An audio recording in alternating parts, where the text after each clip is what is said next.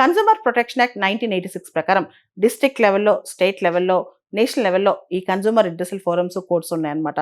మనం గనక 2019లో consumer protection యాక్ట్కి వచ్చిన అమెండ్మెంట్ కనుక మనం చూస్తే సెంట్రల్ కన్జ్యూమర్ ప్రొటెక్షన్ అథారిటీ ఒక స్టాట్యుటరీ అథారిటీగా ఏర్పరచబడింది. అదేవిధంగా ఈ కామర్స్ అనేది కన్జ్యూమర్ ప్రొటెక్షన్ యాక్ట్లో ఆ స్కోప్లోకి వచ్చేస్తుంది అనమాట. గ్రీవెన్స్ రిడ్రెసల్ మెకానిజం ఏదైతే కన్జ్యూమర్ గ్రీవెన్సెస్ ఉంటాయో వాటికి సంబంధించి ఎఫెక్టివ్ రిడ్రెసల్ మెకానిజం అనేది 2019 అమెండ్మెంట్ ద్వారా తీసుకొచ్చారు. దాంతోపాటు ఈ ఫైలింగ్ కూడా తీసుకొచ్చారనమాట.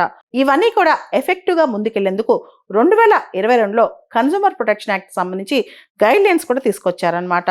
దీనికి సంబంధించి ప్రతి సంవత్సరం మనం డిసెంబర్ 24వ తారీఖున కన్జ్యూమర్ రైట్స్ అవేర్నెస్ తీసుకురావడం కోసం కన్జ్యూమర్స్ డేగా జరుపుకుంటాం అనమాట. ముఖ్యంగా accessible and affordable eco friendly choices మీద కూడా మనం ఎంఫసైజ్ చేస్తున్నాం అనమాట. ఒక ట్యాగ్ లైన్ ఉంటుంది లాలో, కేవియట్ ఎంప్టర్ అని, అంటే కన్జ్యూమర్ బిహేవియర్ అని చెప్పి. ఎప్పుడైనా సరే గూడ్స్ సర్వీసెస్ సంబంధించి కన్జ్యూమర్ ఎప్పుడు కూడా జాగరూకతతో ఉండాలని చెప్పి ఈ పిలుపు అనమాట.